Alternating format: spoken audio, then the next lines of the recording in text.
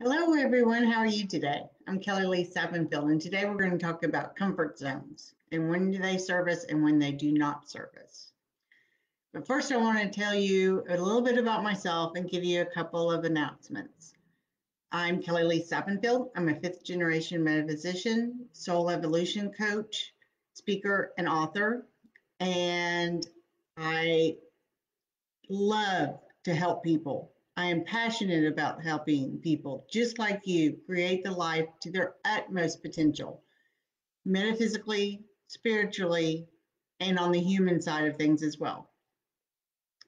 So before we get into talking about comfort zones today, let me give you a couple announcements, and that is that I will be speaking, if I can speak. I will be speaking on June 27th and 28th for East West Bookstore out of Mountain View, California. And since we are doing things virtually now, you can join from wherever you are in the world. On the 27th, I'm talking about you don't have to die to transform and telling you about my first near-death experience and how hopefully you can transform your life without having to go through what I had to go through. And then on the 28th, I'll be speaking and doing a workshop about soul vibration and the evolutionary path of your soul, where not only do you learn the beginnings of the different levels of soul consciousness, you also then know how to evolve from one level to the other and how we communicate and express love on each level. So let's talk about comfort zones. And I'll put by the way, I'll put the link to sign up for those Zoom workshops on the comment section. It's .org, not .com. Ha ha. So comfort zones. Sometimes they serve us well, and sometimes they're actually a detriment to us. Now, let me give you an example.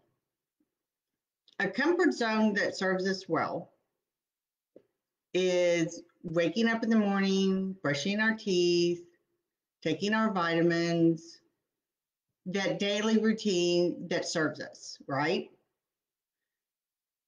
Most of the time, they're just rudimentary. We don't even think about it, right? When we get up in the morning, we don't have to have a little Post-it note on our bathroom mirror to remind us to brush our teeth.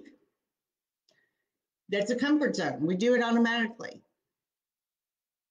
Comfort zone that serves us also is maybe we eat healthy and we pay attention to the produce and the meats we buy in the grocery store.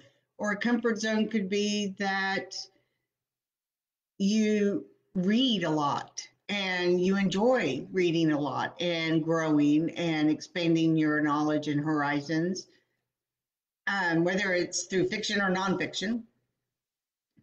Comfort zones could be that you do anything that on a daily basis, on a routine basis, helps you live your best life. When they no longer serve us, though, is when you've taken the comfort zone and you're not willing to step out of it because of fear, because of what other people say, because, well, everyone around me is doing it this way, and I've done it this way for 20 years, and so why would I change now? And let's take exercise. Exercising every day is a great thing. It's a great thing to have in your comfort zone. But when you're exercising to excess and it's getting in the way of other things, it's no longer a positive. It's become a detriment. So let's say with your health, your comfort zone has just been eating basically the same diet that you've eaten for most of your life, and you haven't changed it up, but you're older. And maybe some of the foods that your body allowed when you were younger, your body's saying, not so much anymore, right? I know when I was younger, I could eat junk food, didn't bother me. I could eat sugar, didn't bother me. Anymore, I eat sugar, I get sick. So would it be to my benefit to keep eating sugar because I love sugar? Or would it be to my benefit to get out of that comfort zone, maybe have a little bit of time of unease, right? In detoxing my body from sugar. But think of all the benefits I get when I listen to my body and my body's telling me this comfort zone no longer serves you. This comfort zone needs to go away. And that can be in your career. You've been at the same job or the same company for so long, and it's just easier to stay than to actually put yourself out there, right? Or you have the fear of rejection. And that's a big fear for a lot of people. And the simplest answer is what's the worst they can say is no. But the deeper answer is if you're willing to step out of your comfort zone and put yourself out there, you may get a no initially, but if you keep doing it, you're going to get a hell yes eventually. And the hell yes that you do get is going to be so worth it. But a lot of us are afraid to get out of our comfort zone, whether it's our community, whether maybe we're introverted and we're at the grocery store, and even though we all have masks on, someone looks really nice that day, and you actually give them a compliment, even though you don't know them at all. But you step out of your comfort zone and you give that person a compliment. Not only does it feed you, but it does them too. So think about the different times that comfort zone has not served you anymore. Maybe getting out of your comfort zone spiritually. You want to learn meditation. You want to learn metaphysics. You want to be more spiritually connected, but your entire family is religious based. And according to them, the only thing that there is to become more spiritually connected is to go to temple, mosque, or church, or whatever it is that your family goes to. And you're afraid of the backlash that if they found out you were exploring other avenues spiritually. Maybe the comfort zone is you really need to move, but you've been in the same location for so long that you're afraid to move because leaving your house or apartment is scary to you. Those walls that you've been around for so long, you know them. You can get up in the middle of the night in the dark and walk through the house without worrying about tripping over something, right? Now, my comfort zone has always been to rearrange furniture. And years ago, actually decades ago now, my husband worked second shift and our son was young. And sometimes he'd go to work and the furniture was put away and he'd come home and everything was completely changed. Well, because our son was young, when I put him to bed and then when I put myself to bed, I'd turn off all the lights and just leave the porch light on for him. Well, after a couple of times him coming home and whacking his knee or his toe or something into some piece of furniture because he was trying to navigate the house in the dark and not wake up either our son or myself, he finally said, would you please leave a light on inside? It doesn't have to be a bright light, but something if you rearrange the furniture while I've gone to work, right? So I don't kill myself in the process of coming into the house. So there are things that sometimes you have to say, okay, my comfort zone was I would all of a sudden, I would need to rearrange the furniture and I'd rearrange it. I wouldn't think anything of it, but it wasn't serving my husband in the fact that he might get injured on his way in from work, right? So you have to think of the different ways that comfort zone around you, what's working and what's not working.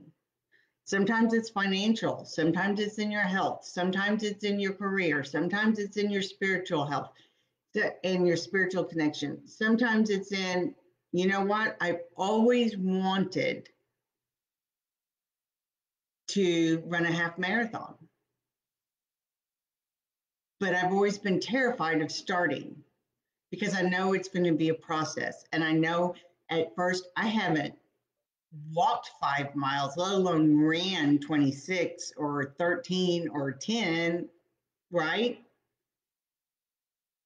So you don't just jump out there and say, okay, I haven't exercised in 5 years and I'm signing up and running a marathon next month.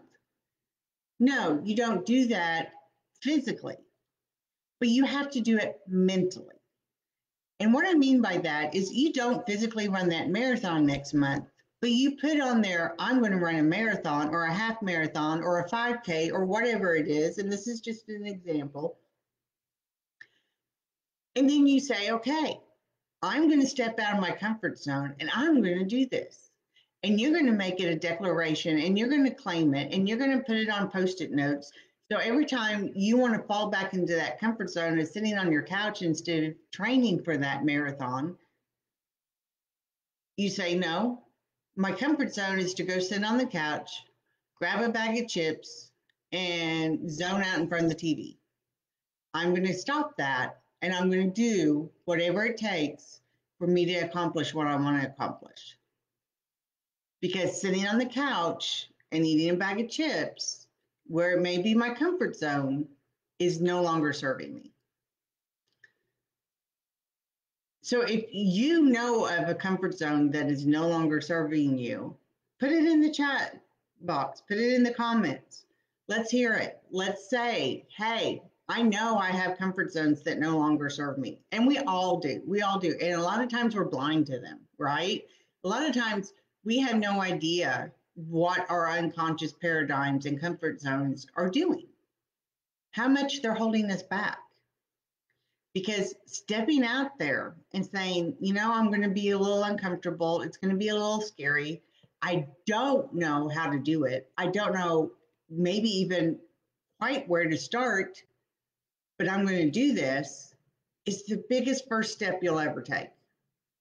Because once you start saying that, and once you start claiming it, and you start writing about it, and you start talking about it, and you start researching it, whatever it is, even if it is having to do yard work, your comfort zone is to not do yard work, but you know what? It's good exercise. It's getting out there. It's building those muscles. Maybe it's the comfort zone of it's good enough, right? It's good enough. It'll do. I'm okay with it. That doesn't serve you. If it's no longer a benefit to you, just like me eating sugar is no longer a benefit to me. Every once in a while, I may have something with sugar in it. Most of the time, it's because I don't realize it.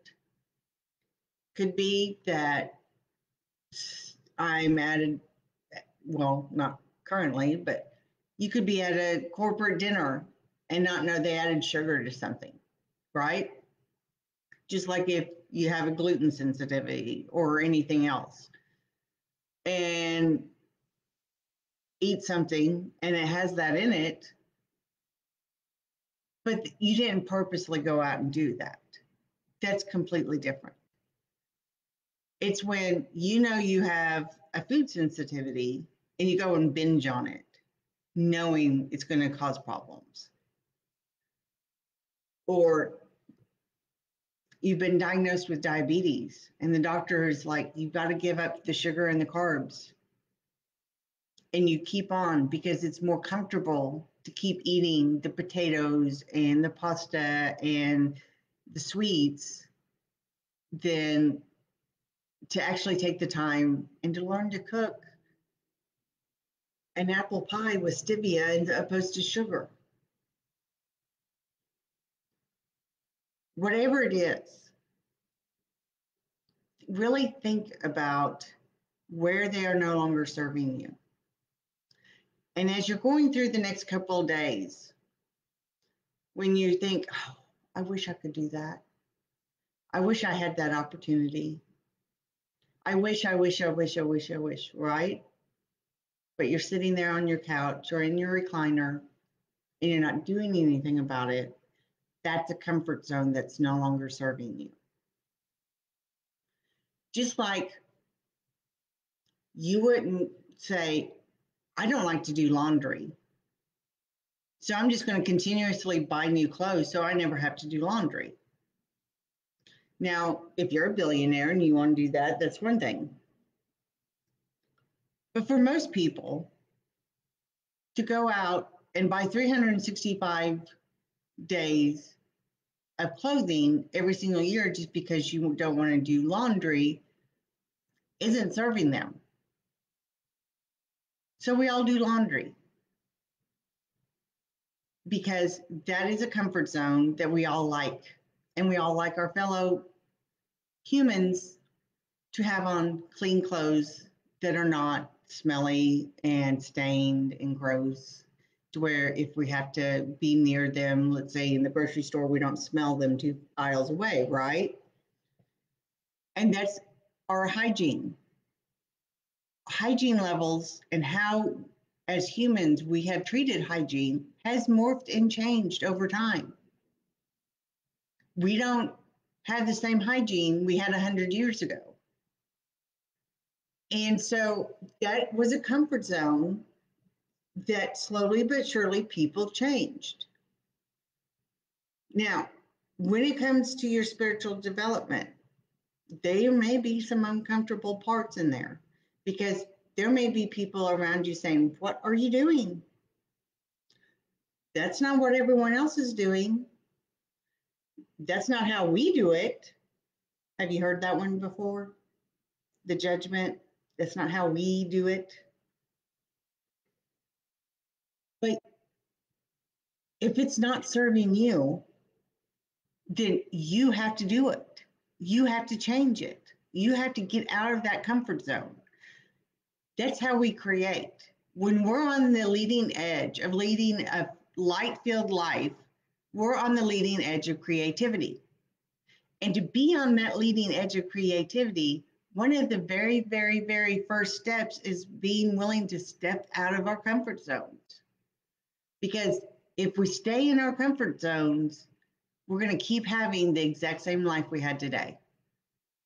So if everything is perfect in your life, which I have to be quite honest, I've never met anybody, including myself, that everything in their life is perfect. But if everything in your life is perfect, then okay, you don't have a comfort zone that you need to change, that you need to step out of. But unless you're that one human on the planet that their life is actually absolutely perfect, if there is one, then there's a comfort zone you need to step out of. Yes, it can be scary. Yes, you may have some backlash. Yes, people may judge you. Yes, you may get no's told to you. But you know what? They're all worth it. They're absolutely all worth it. Now, I have a late aunt. She's passed away several years now. And she really didn't understand my little segment of the family. She was very, very religious, fundamentally religious based. And every family reunion, every time we were together, she would try to save me, right? And it got to the point to where I was like, oh, do I have to go? And I'm not going to say her name, but she was going to be there. And I was just, there was this just dread. It was like, I know she's going to pull me off to the corner because I'm the youngest of the first generation grandchildren, and she's going to try to save me because she doesn't understand anything to do with how we're spiritual, but not religious. And since we don't go to church every Sunday, something has to be wrong and we have to be saved, right? Fast forward to the time when my mother was in the hospital getting ready to pass. We were around each other a lot. And at first, I was like, okay, I can get through this day. I can take care of my mother. I can do what I need to do with the doctors and the nurses and the occupational and the physical therapist and everything else. And I can handle dealing with her. Well, at first couple of days, she started in with the trying to save me again, right? And finally, I got up enough gumption because I used to be extremely shy. And I finally got up enough gumption to say, you know what? I love you, but I cannot deal with this right now. My plate is absolutely full. Mom, I'm dealing with mom. I've got to put all my energy to mom. Okay. I was like, talk to me about anything else. And so at first, there was awkward silence and everything, and I could tell, she was hurt and was wondering how in the world she was going to get through me. She'd been trying for decades and all this, and I was in Tulsa, where my mother lived, where I did not live, taking care of her, living basically at the hospital 24/7 for months on end. And I had 5 outfits with me. So they got cycled through. And they weren't 5 planned outfits, they were just 5 outfits I happened to have with me. And one of them was a t-shirt with a stick figure in the lotus position meditating, and underneath it was the letters OM for Om, for the mantra meditation, right? And finally one day she looked at me with this look on her face, and I was like, what? And she said, what's Om? And I'm clueless. I'm like, what do you mean, what's Om? And she's like, your shirt. And I said, oh, Om. And I told her that's the Sanskrit for the creation of the earth, when earth was created. And she started asking me a couple more questions, and then she dropped it and I dropped it. She stepped out of her comfort zone because she had been seeing me for weeks on end wearing that shirt, and she was willing to step out of her comfort zone to ask the question that was burning in her mind of what that was on my shirt, because she couldn't figure it out. A couple more weeks went by, and she was like, my son has always loved the autographed picture that your dad got him of a famous movie star when she married my uncle. And she had been previously married. My uncle had been previously married, and they had kids from both previous marriages, right? And everything. And she was like, how did they ever meet? And so, once again, I'm in the hospital. I'm dealing with my mother and the doctors and all the therapists and the nurses and everything. So I just said, he was one of Dad's clients. Well, what exactly did your dad do? Well, he was a spiritual teacher and psychic medium and 4th generation metaphysician, right? And so I just blurted it out. And she was like, really? And once again, she was willing to step out of her comfort zone and say, how did he marry that with the fact that he was raised with a Methodist father and a Rosicrucian mother? And I was like, what do you mean, how did he coincide with that? 2 are religions, one is being spiritual. They both can marry easily together. And we started talking about it. And she ended up asking me questions and asking me questions for the rest of the time my mother was in the hospital. And then on my mother's tombstone, she wanted the Om symbol on her tombstone. And it was hilarious because there was a lot of family and friends at my mother's funeral, and they're all like, "What's that symbol on Jane's tombstone?" Right? And she was going up and she was telling everybody, "That's the Om symbol, and that's what this means," and da da da, right? But she was willing to step out of those comfort zones. At first, it was scary for her. At first, it was hard for her. At first, I was I was not in a necessarily receiving place for it. And most of it was because of the fact that my mom was in the process of dying in the hospital, right? And I had all of that to deal with. And my mother did not come from a small family. She's one of 12 children. And so I would have the whole family. Sometimes it felt like, not all of them, there wasn't enough room for all of them, even on the whole floor of the hospital. But I'd have the whole family, it seemed like, up there at the hospital and on top of everything else, right? And so sometimes our comfort zones that we need to step out of is saying, "I'm sorry, I should have been more receptive. You were asking me questions, you were seeking, and you were afraid to step out of your comfort zone. And I didn't honor that, and I'm sorry." Of which I did make amends with my aunt before she passed on that. But at the same time, you have to be just like my aunt was and face whatever it is, however scary it is, and step out of your comfort zone that no longer serves you so that you can have a better life, a more light filled life. You can have a better career. You can have better health. You can have better relationships. You can have better anything in your life that you want, as long as that you're willing to step out of those comfort zones. Because let me tell you, sitting there on the couch, if I was sitting there on the couch eating sugar, I would not be a very healthy person. Not only would it be sitting there and being sedentary, right? But it would also be, I know sugar triggers my body and makes me ill, so why am I eating it?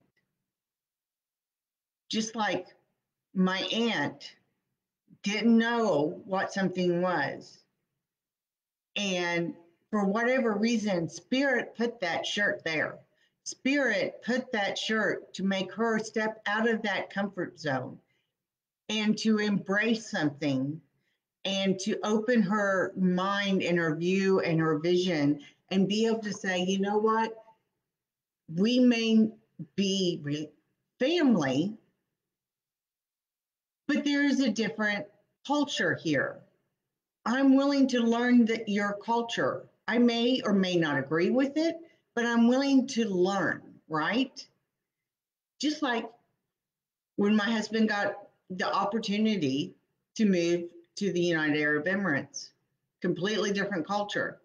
We could have said, "No, our comfort zone is living in the United States. Thanks for the opportunity, but no thanks, because our comfort zone is living in the United States. It's what we've done literally our entire lives. And it'd be scary to go to a completely different country with a completely different culture on the opposite side of the world where we knew nobody." We didn't do that. My husband took the job. We packed up and we moved literally on the other side of the world to a completely new country, to a completely different culture, and a melding of cultures, because we met people in the UAE from just about every country on this planet and celebrated all the different cultures, whether it was the Hindu Festival of Lights, or it was Ramadan, or it was Christmas. It was celebrated. And so by celebrating all the different cultures, you got to know about the different cultures. You would meet someone at a restaurant, and it was they were Hindu and they were celebrating the Festival of Lights, and you were like, tell me about it. Tell me what makes this so special. Why is this such a special time of year for you because of the Hindu religion? Or tell me what makes Sri Lanka so special because that's where you're from, or the Philippines, or Pakistan, or whatever.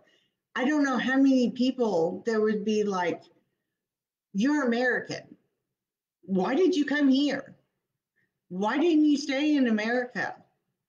And it's because we stepped out of our comfort zone. We were willing to accept the opportunity of what it could bring us by stepping out of our comfort zone. We were willing to embrace the opportunity of whatever it brought us, not knowing what it'd bring us, because we literally knew no one that lived in the Middle East, let alone in the country, let alone in Abu Dhabi. So you have to be willing to step out of those comfort zones so that you can have those opportunities. And let me tell you, the 3 years we spent there was amazing. Now, some of it was a little nerve-wracking when my husband had to go to a military base on the border of Syria, not in Syria, but on the border of Syria, and he could see the bombs going off.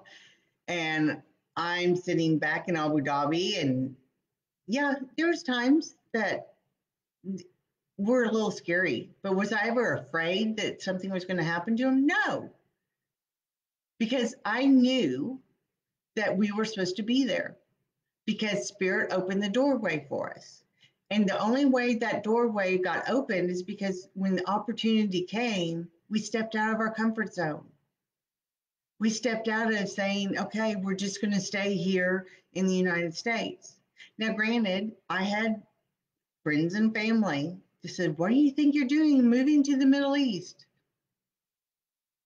Are you going to be safe? Are you going to get killed? Are you going to da, da, da? And I heard all of it. I heard all of it. And I thanked them for their concern. I said, I know I'm going to be fine. And we went and we had a fantastic time. We got to see lots of the world that we would have never seen otherwise. We got to meet some fantastic people that we would never have gotten to meet otherwise. We got to learn cultures that we would have never learned about otherwise. Not only religious cultures, but different countries' cultures, different regions of different countries' cultures. So be willing to step out of those comfort zones. Because when you're willing to step out of those comfort zones is when Spirit gives you everything you're wanting. Because they're looking for you to take that first step. So think about the different times in your life that you went for it. Maybe it's when you were a kid and you tried out for Little League. Maybe it was when you were in your 20s and you said, you know what? I know most people in my age group are just trying to get themselves started, and they're doing the 9 to 5 and they're doing this and they're doing that. I'm going to do it differently. I'm going to do it my way. I know everyone's going to think I'm crazy, but I'm going to do it my way because this is the life I want, not the life that society or my family or my community right around me tells me I should want. Because we all get a lot of that, don't we? And 100, 200, 300 years ago beyond, if you were the son of a blacksmith, you became a blacksmith. If you were the daughter of a maid, you became a maid, right? We're not in that society anymore, thankfully. You can be who you want to be. And unless you're a small child, no one out there has the right to tell you you can't be who you want to be. No one. I don't care if it's your parent and they don't agree with it or don't think you're doing the right thing. I don't care if it's a spouse. If they can't support you, they may not understand what you're wanting to do. It may be so far out of their comfort zone that they balk because, well, if you want to start a side business that's going to take away time for us together, and what about the money? And you'll get all this feedback, right? One of the reasons my husband and I have been together 33 years is that whenever either one of us want to do something, the other one supports them 100%. We may not understand it. Sometimes we don't agree with it. Sometimes we both looked at each other and said, how'd that work out? Right? And sometimes we're like, oh my gosh, how did that work out? But unless you are a small child, no one has the right to tell you you can't go for what you want in life. No one. I don't care who it is. I don't care how opinionated they are.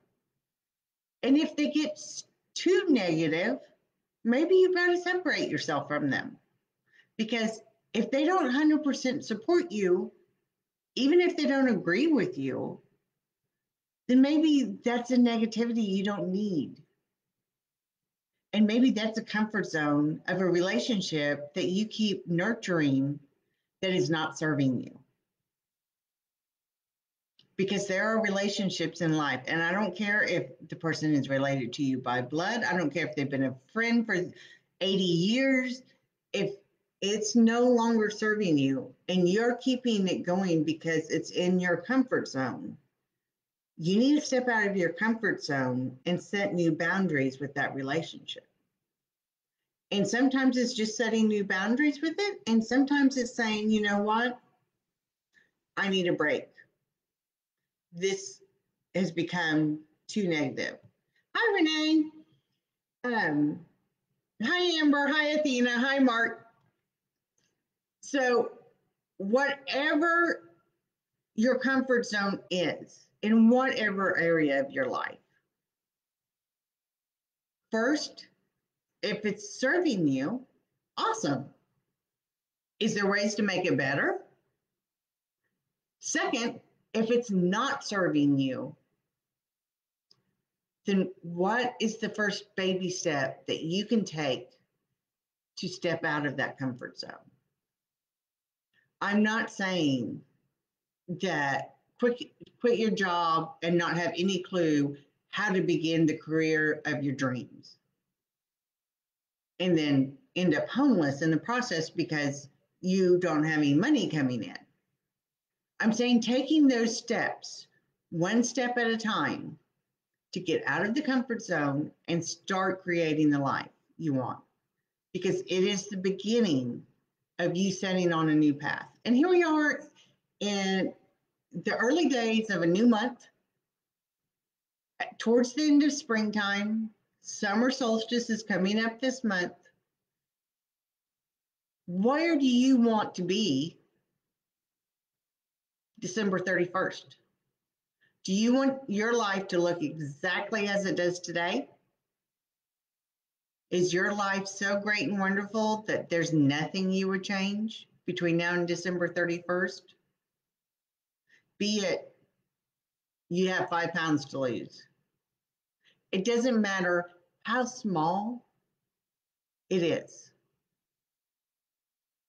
Because once you step out of that comfort zone for one thing and you do it, that commitment to yourself then feeds into stepping out of that next comfort zone that may be a little bit bigger, right? And then you make that first step out of that comfort zone. And then you're willing to say, you know what? I've got this. I can do this. And maybe take on a bigger comfort zone that is no longer serving you. But truly, truly, truly, truly, look at what is serving you. Because I don't care what's going on in the world. Nothing is stopping you from making 2020 the best year of your life. This is a year for you to have opportunity. This is the year where things will be invented, things will be created. The things that are major things going forward in life are usually created in times just like these.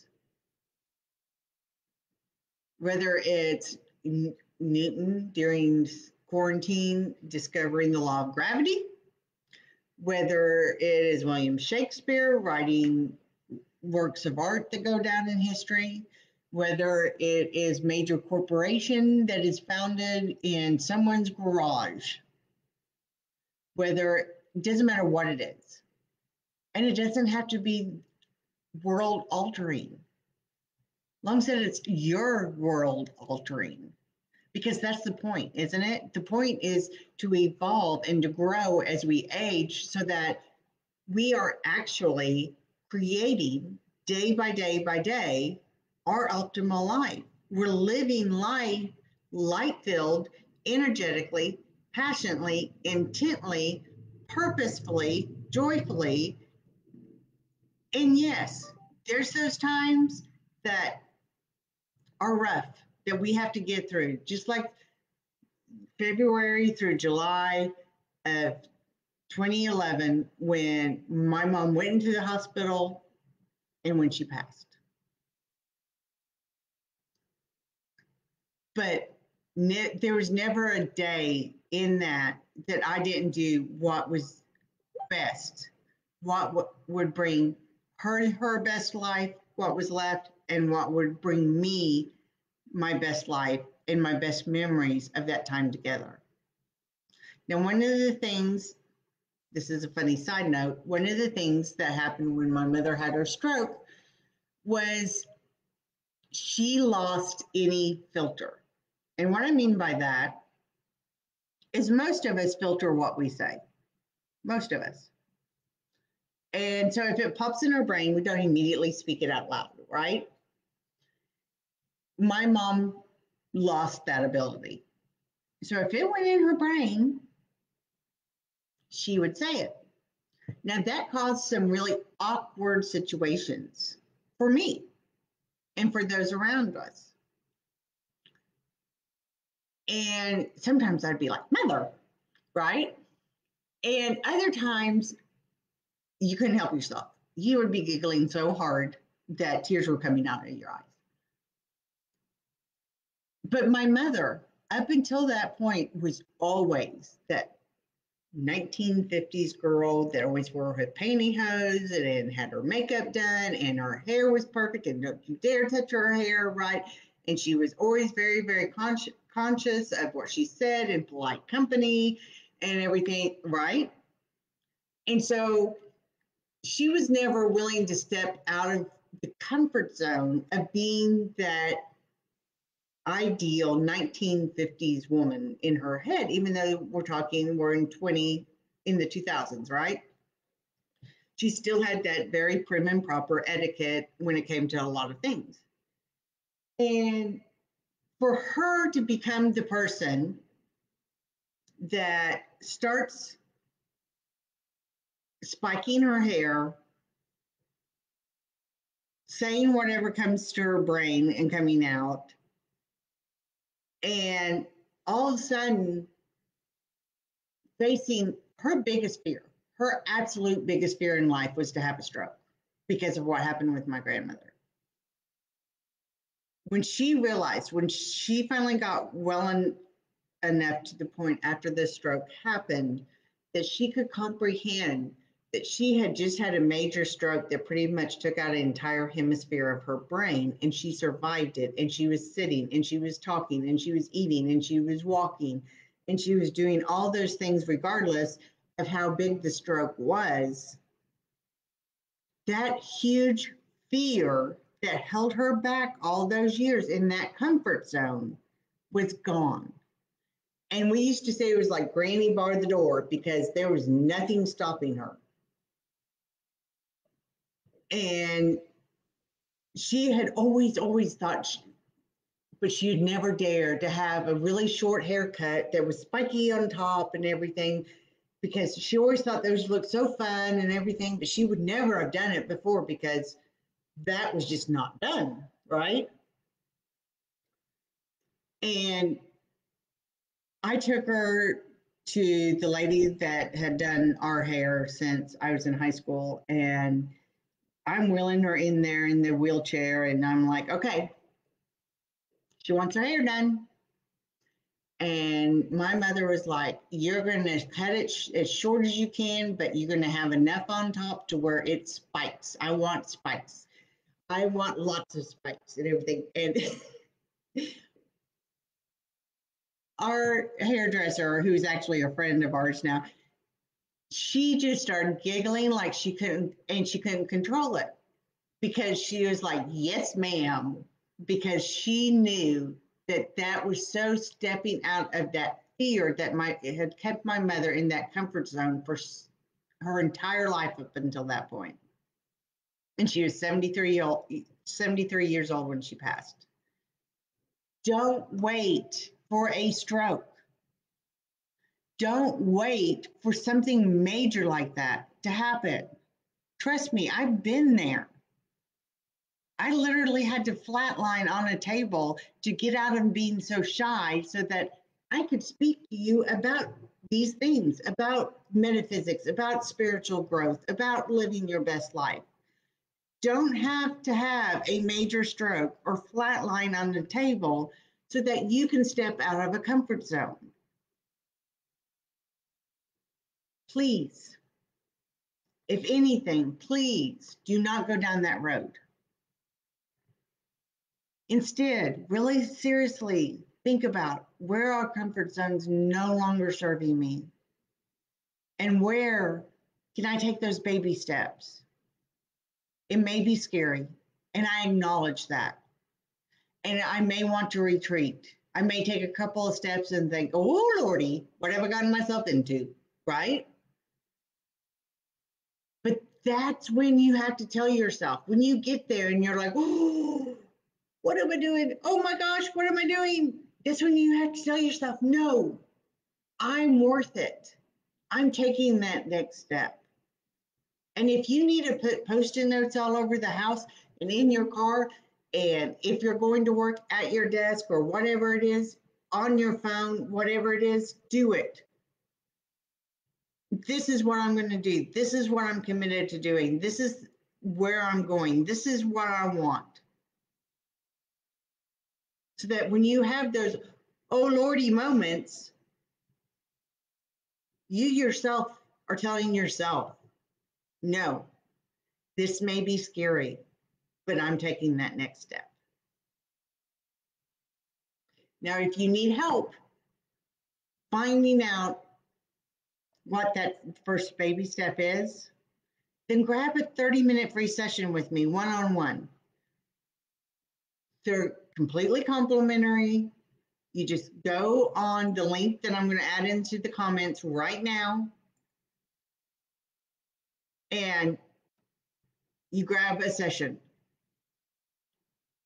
You schedule a time that works for you in my calendar, and you grab a 30 minutes, and I'll help you get that first baby step. I'll help you get that second and third baby step if needed. But don't have to have a major stroke. Don't have to flatline on a table. And don't have to be sitting in a hospital room day after day, month after month with someone in order to get the courage up to take that baby step. Because you are worth it. You're worth whatever your dreams are. And they wouldn't be your dreams if you couldn't accomplish them. You may not know how. You may need help along the way. And that's absolutely perfectly normal and perfectly acceptable. And you may get backlash. But you know what? I will guarantee you it's worth it. And if your fear is failure, just remember the acronym, first attempt in learning. Failure is something you want to embrace. because failure means you're going for it. And I can guarantee you, anyone who's successful in anything, relationships, health, career, spiritual development, anything that you can think of, has failed more times than the average person has ever tried. And they embrace it because they know that they learned something, they grew, and they got their next step. I hope this helps. I hope you take your step. And I hope you take lots of steps and you keep taking steps. And every day you take another step. And I hope to see you on my Zooms at East West Books in June. And if you have any questions, message me on Messenger. And like I said, sign up for a free complimentary 30-minute session. Let's talk. But between now and tomorrow, expect miracles, be happy, be safe, and enjoy life. Thank you. Take care.